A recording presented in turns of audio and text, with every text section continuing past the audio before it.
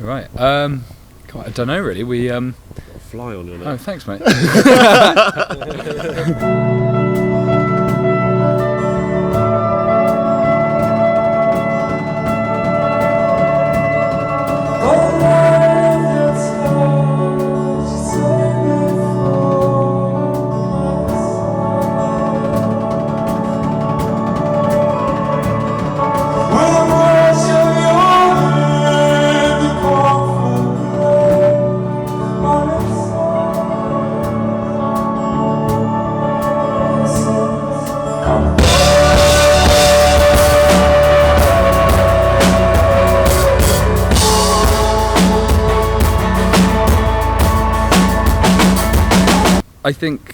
I guess we never set out to be a genre. Like, we never thought we're starting a rock band or we're starting an electronic band, and we listened to a lot of different styles. So it definitely wasn't a conscious or contrived thing to say we're going to make this kind of music. It's just whatever happened, really.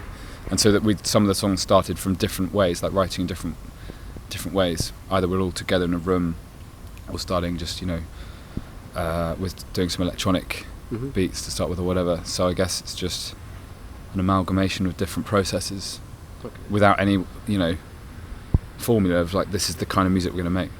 I mean, hadn't really thought about that before, but I guess that's it. Just kind of happened. Yeah. Just like we listen to a lot of music and not specific genres, just anything that we think is good or we'll enjoy. And so I guess that's kind of formative in our process of writing, I guess. Is there any song, moment or lyric that you want to particularly stand out for the listeners? From the album? Yes. Well, the whole journey from start to end is important for us. The way that the album flows, and so it's quite hard to pick out a standalone moment because it's all quite, it's all very important to us. Yeah, I reckon thinking maybe the chorus of Dorji, maybe. Ooh, that's a nice moment. Because it's quite a nice. Because some of the lyrics could be a little bit depressing, or like reflective or sad, but the chorus of Dorji is it's very simple. It's like, watch over me, teach me to see all I need. So it's like just trying to be content in life, sort of just happy, just not wanting too much, just being happy with it, needing just a simple basis. Okay. I guess that's just popped into my head. It's not something that we've mulled over or anything. Okay, like you just mentioned, your music is so fulfilled with a lot of emotions, from happiness to sadness. When you're performing live, do you actually pull from these emotions, or how do you build up the atmosphere? I personally try to, when I'm singing, trying to remember what I was feeling at the time when writing the lyrics. What about you guys? I don't know what I think about when we're playing live, to be honest. It's sort of like just like escapism or something from real life or whatever. You're kind of just in a moment, and it's hard to, because people often say like, I pull silly faces or something like that. And I'm like, I don't even know what I'm thinking or whatever when we're playing live.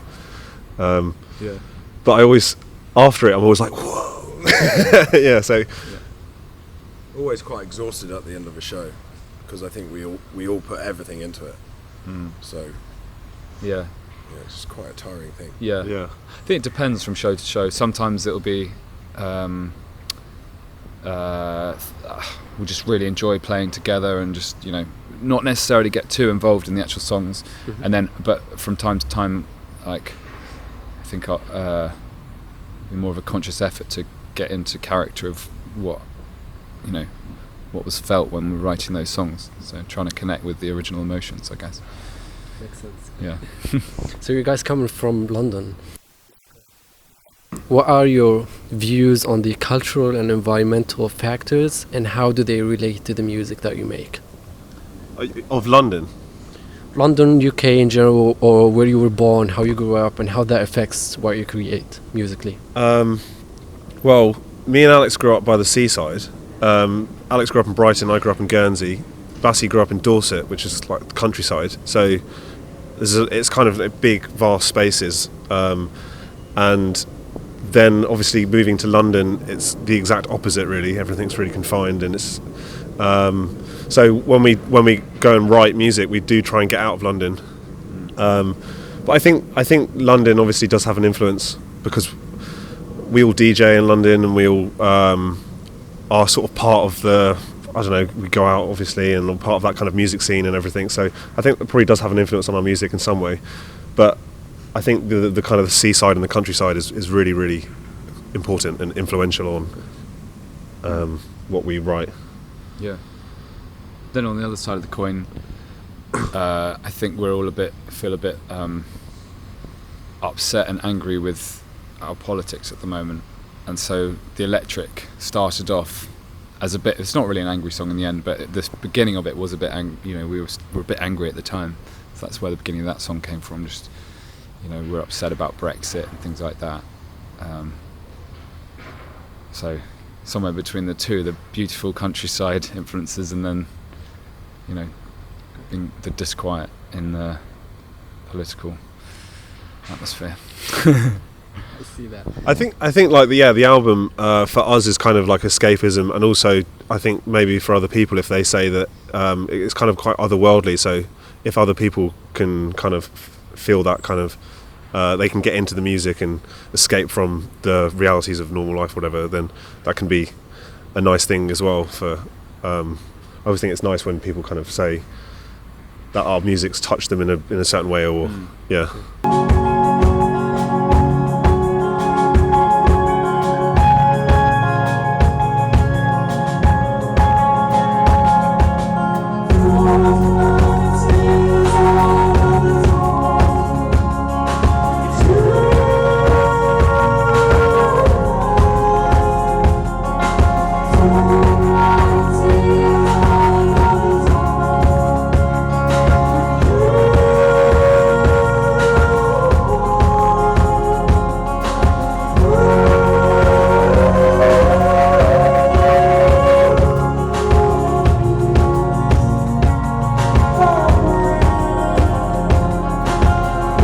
How do you think a musician or an artist in general can distinguish himself in a world where everything seems to be as overexposed or saturated? Well, it's very important to stay true to yourself and do what you want to do. So, like Bassi was saying, we didn't go out to do a certain thing. We just did what we were enjoying doing, and it turned out to be Aetherlight. So yeah, it's quite important just to believe in yourself and keep working at it. Things don't always go the same the way that you expect them or desire them to go. So don't get beat up by that. Just keep keeping on. Okay. That's what we've tried to do. Exactly what I was going to say. Yeah, just don't think about it too much. Don't make it contrived. Just try and do it from the heart, and might be a longer process getting there. Yeah. Like we're still trying to do, but hopefully, you just keep going, doing what's good, and if you like it, hopefully enough other people will like it eventually. Don't always take the easy route. Yeah, exactly. Yeah.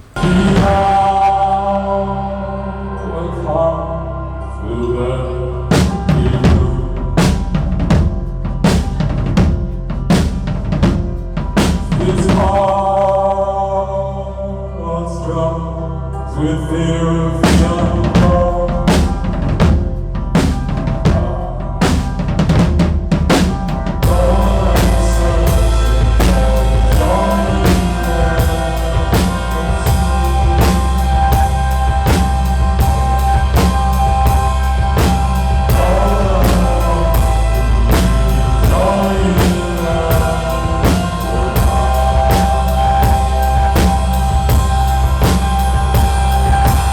Which artists or genres do you consider to be your primary influences, and how did you develop a passion for them?